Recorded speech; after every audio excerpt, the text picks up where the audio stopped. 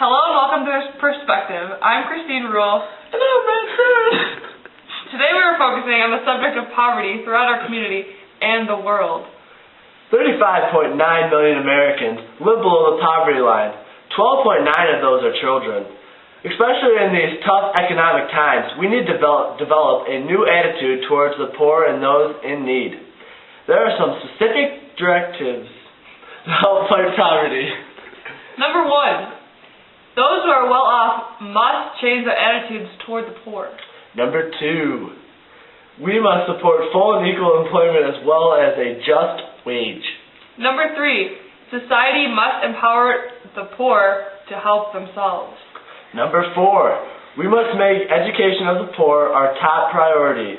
Number 5. The tax system must be continually evaluated based on how it affects the poor.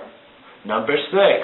Reforms in the nation's welfare programs must help recipients to become self-sufficient throughout gainful employment. And number 7. The bishops support governmental efforts to preserve and protect family-operated, moderate-sized farms. An organization that's helping fight poverty and is dedicated to reducing injustice around the world is Oxfam.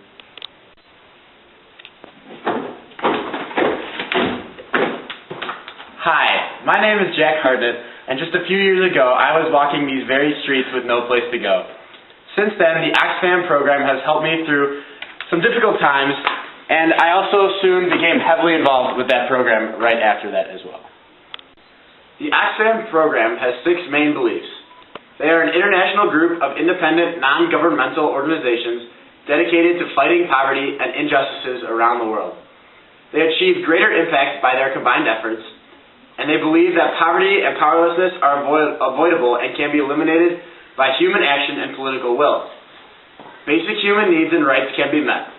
Rights to a sustainable livelihood and the rights to, and capacities to participate in societies and make positive changes to people's lives. Inequalities can be significantly reduced both between rich and poor nations within nations. Peace and substantial arms reduction are essential conditions for development of these nations.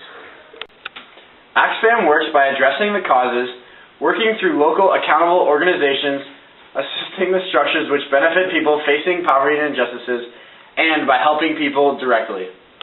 Here's an example of how the Oxfam program helps people directly. Sir, can I invite you in for a free meal? Follow me.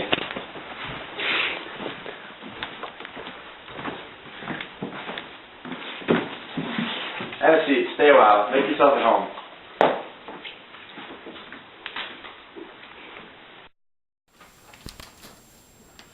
Hello, I am a current recipient of the Oxfam outreach. Did you know 70% of America's poorest people are women? 1/8 is below poverty in America. The average poor American has more living space than the average individual living in Paris, London, Vienna, Athens, and other cities throughout Europe. These comparisons are to the average citizens in foreign countries, not to those classified as poor. Nearly 3/4 of poor households own a car, 30% own 2 or more cars. 78% have a VCR or DVD player. 73% own microwave ovens, more than half have a stereo, and a third have an automatic dishwasher. Someone Oxfam often tries to resemble is Dorothy Day. Her examples are truly inspirational. Here's a clip of her. Hi, I'm Dorothy Day. I firmly believe our salvation depends on the poor. I believe we have a duty to live Jesus' message by working for the rights of the poorest in our midst of basic following him. I was born in 1897. I was raised in Chicago. As a youth, I felt attracted to the poor after reading books like The Jungle. I took walks in Chicago's impoverished neighborhoods and noted compassion of people who lived there.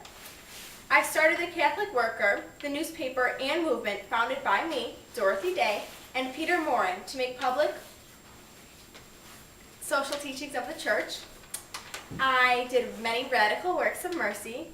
I was not popular with Catholics, and I preached nonviolence. I won a scholarship to college but dropped out.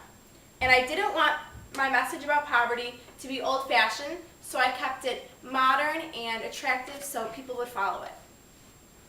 Thank you. Thank you for watching today's episode of The Perspective. And you stay classy, period H.